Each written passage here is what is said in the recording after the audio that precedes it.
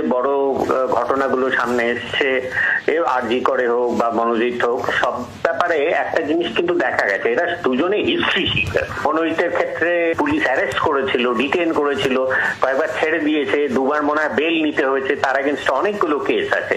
আরজি করের ক্ষেত্রেও কিন্তু তার স্ত্রীদের সাথে তার ব্যবহার, তার লোকের কাছ থেকে ধার নিয়ে ফেরত না দেওয়া, চুরি করা, পাড়া থেকে বিতাড়িত হওয়া, একে বলে সমাজ বিরোধী ব্যক্তিত্ব বা অ্যান্টি সোশ্যাল পার্সোনালিটি ডিসঅর্ডার।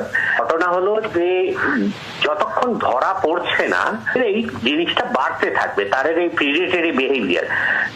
সেক্ষেত্রে আইনের উচিত ছিল যে প্রথমে এই ছোটখাটো ক্রাইম গুলোকে সিরিয়াসলি নেওয়া।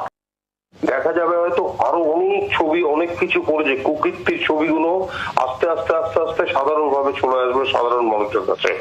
আমার প্রশ্ন হচ্ছে যে এটা আগে থেকে কোনো অ্যাকশন নেওয়া হয়নি এবং জেনে শুনো চুপ করেছিল, এবং এখানে যে রাজনৈতিক নেতারা তার মাথার উপর ছত্রছায়ার মতন বিরাজ করেছে, তার অর্থ তাদের সাহায্য পেয়ে ও ভেবেছিল পৃথিবীটা মনে হয় এই, যে কোনো মহিলাকে নিয়ে যা কিছু করতে পারবো, ছবি তুলতে পারবো, সবকিছু করতে পারবো, এবং কেউ কিছু করতে পারবো না যেহেতু আমি রাজনৈতিক নেতা।